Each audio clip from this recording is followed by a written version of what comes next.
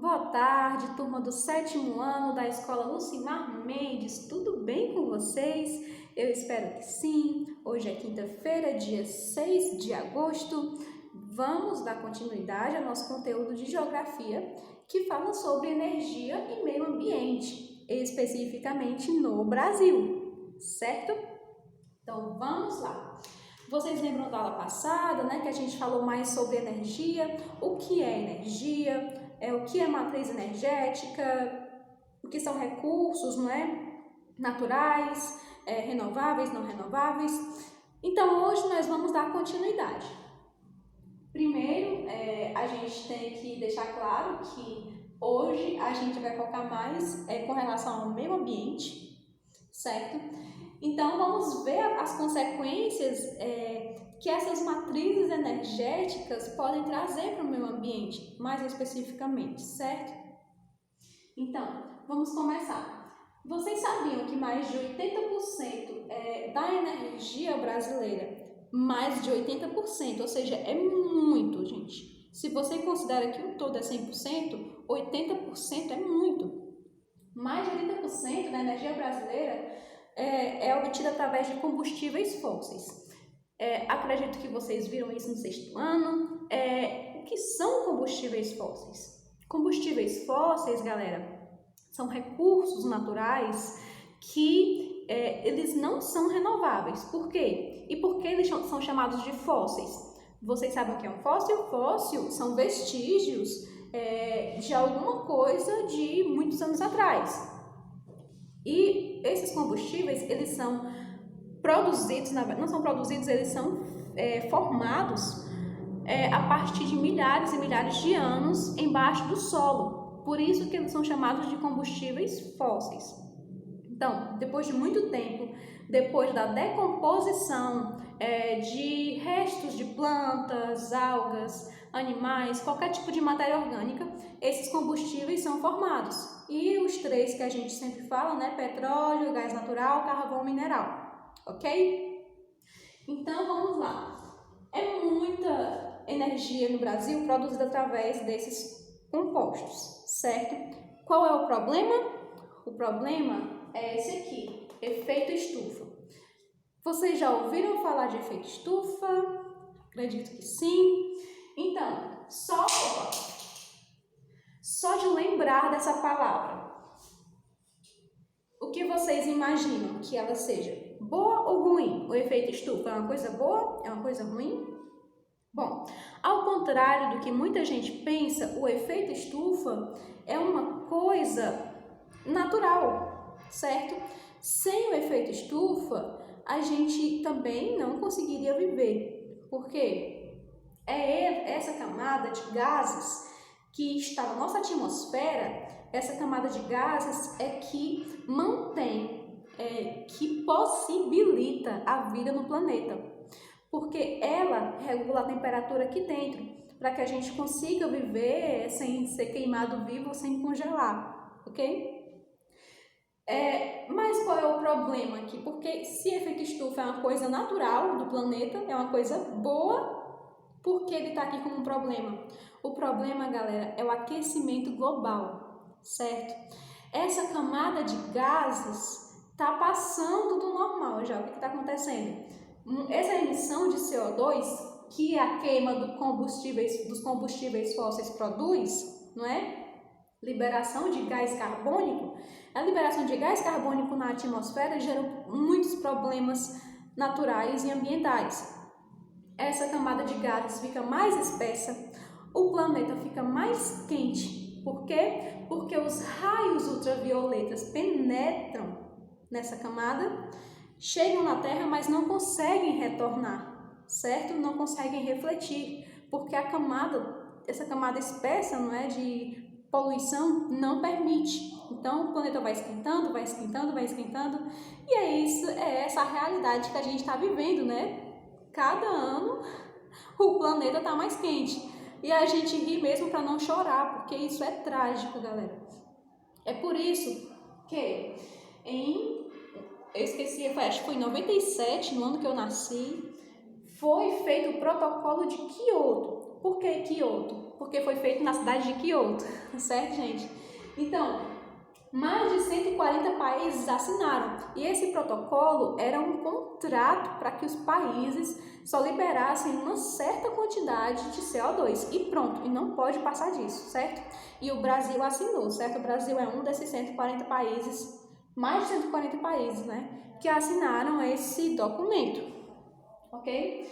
Então ele foi muito necessário, porque se continuasse daquele jeito, a vida aqui na Terra ia durar bem menos tempo, não é?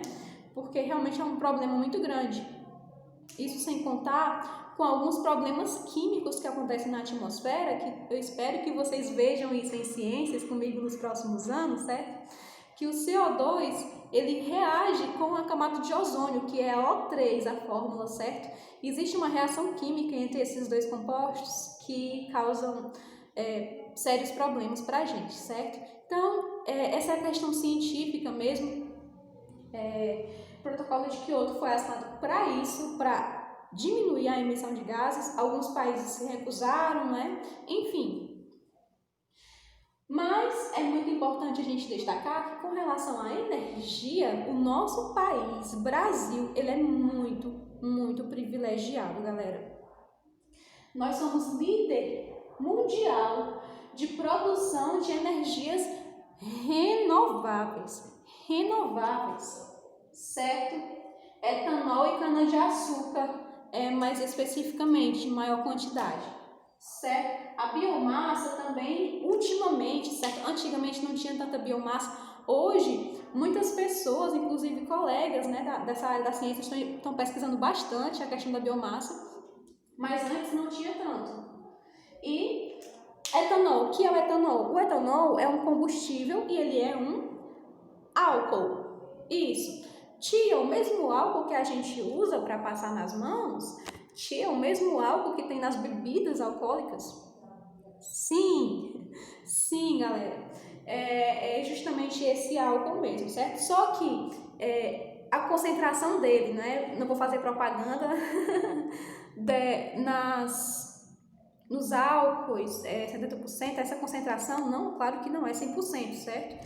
Existe uma concentração aqui, no caso desses 70%, e com relação às bebidas, também existe uma porcentagem adequada, perfeito? E o álcool é um combustível. Quando você queima o álcool, né, acontece uma combustão, e essa combustão pode gerar energia de diversas formas. Essa combustão pode movimentar um pistão, por exemplo, de um carro, e fazer com que esse carro se movimente, não é? Lembram que a gente falou de energia cinética? Pois é. E a cana-de-açúcar, né? A cana-de-açúcar, justamente, ela pode produzir o etanol. De que forma? De acordo com a fermentação. Nossa, calma, Sângela. A partir da fermentação. A cana-de-açúcar fermentada produz etanol. E a gente viu isso em ciências, não é? Com relação até na matéria de fungos, se eu não me engano, que essa fermentação, né, esse processo de fermentação gera álcool, forma álcool. E isso é um combustível também, certo? Outra coisa, o nosso país é autossuficiente em petróleo. A gente não precisa comprar petróleo de ninguém, certo? A gente tem o suficiente aqui pra gente e para vender, inclusive, para outros países também. Nós também temos grandes reservas de gás natural, certo? E não para por aqui não. Também nós somos o 7º maior, certo, detentor da quantidade de urânio do mundo, certo? Vocês já ouviram falar em urânio? Urânio é o principal componente, certo, usado nas usinas atômicas, certo? Nas usinas nucleares. O urânio, ele é radioativo e essa radiação gera energia. A quantidade de urânio do tamanho da cabeça de fósforo pode aquecer uma piscina olímpica, então é uma energia gigantesca, certo? Mas aí vamos refletir. A gente percebe tudo isso no nosso bolso? A gente percebe tudo isso no nosso dia a dia? Geralmente não, porque um dos motivos é que o nosso país é um país muito corrupto. Então, a gente acaba não sentindo essas riquezas, né? A gente acaba não percebendo e a gente acaba pagando bastante, mesmo a gente tendo no nosso país mesmo esses recursos. E uma comparação com os Estados Unidos, né? Lá nos Estados Unidos, a conta de água, geralmente, ela sempre vem absurdamente mais alta do que a conta de luz. Pra gente aqui é o contrário, né? A conta de luz é mais alta do que a conta de água. Isso geralmente, na maioria dos casos, certo? Não em todos.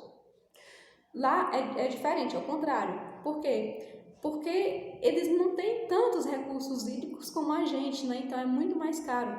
E não só falando desse país, mas todos os outros países, a maioria dos países tem que comprar os seus recursos, né? Para fornecer energia para a população. A gente não precisa comprar, porque a maioria a gente já tem aqui. Então é um privilégio que, de certa forma, não é usado de uma forma muito benéfica.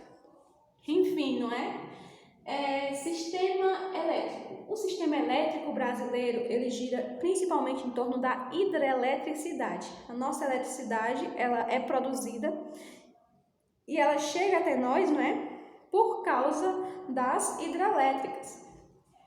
E o que são as hidrelétricas?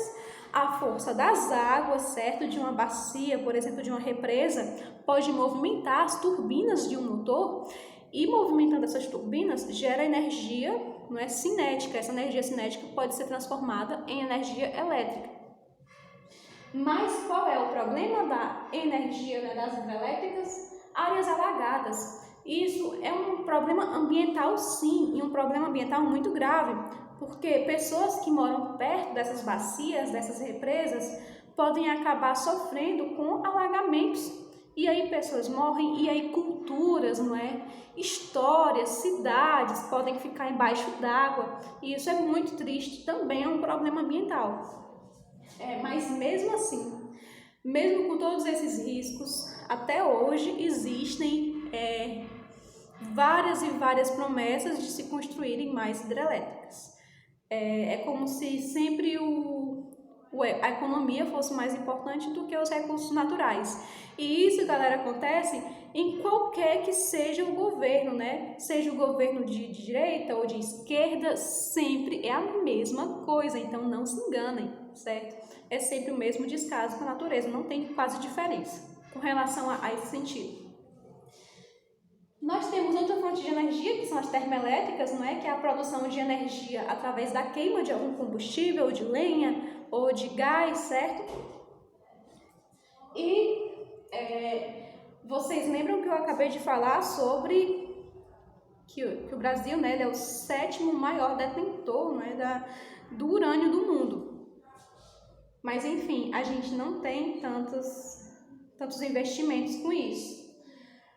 Mas teve um ano que foi assinado, né, o Programa Nuclear Brasileiro. Nós temos, sim, usinas nucleares de Angra 1 e Angra 2, certo? Não são usinas nucleares tão poderosas como existem em outros países, mas é sempre bom relembrar que a energia nuclear também oferece riscos, e não são poucos, galera, são muitos riscos que a energia nuclear oferece. Primeiro, os riscos. Risco de quê? De explosão. Galera, existem muitos riscos de explosão. Imaginem aí um país como o nosso, que não fiscaliza nenhuma barragem, que é o que aconteceu com Mariana, o que aconteceu com aquelas regiões de Minas Gerais, né, recentemente, que as barragens simplesmente desmoronaram, e isso por falta de fiscalização. Um país onde não existe nem fiscalização nas barragens, imagina a fiscalização em usinas, em usinas nucleares, então o risco é muito grande. Além disso, existe o lixo atômico. O que é o lixo atômico, galera? O lixo atômico é porque quando algumas usinas são inativadas ou quando você faz todo o processo, não é? E os resíduos desse processo você não pode usar mais, no caso é o lixo atômico, então você tem que descartar de uma forma completamente segura, muito segura, porque qualquer coisa pode causar um desastre. O que aconteceu, inclusive, com o Césio 135. Vocês conhecem essa história? O que aconteceu na parte centro-oeste aqui do Brasil?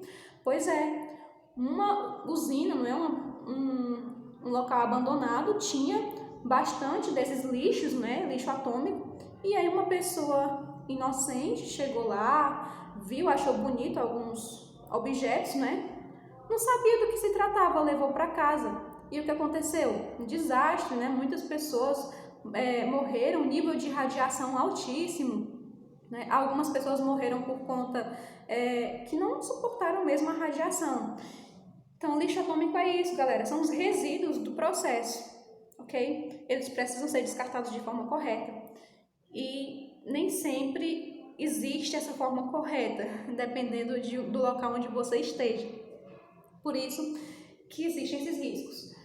Então, o que a gente aprende com a aula de hoje? A gente aprende que é sempre bom a gente tomar cuidado com os recursos naturais, tanto renováveis como não renováveis, para a preservação da nossa espécie. E também, galera, é muito importante a gente lembrar que é possível desenvolver energia limpa. Por exemplo, a gente tem várias alternativas, energia eólica, energia solar. Nenhum tipo de energia é perfeito, é perfeitamente limpo, é perfeitamente agradável a todo mundo, mas a gente tem que se esforçar pelo menos, né?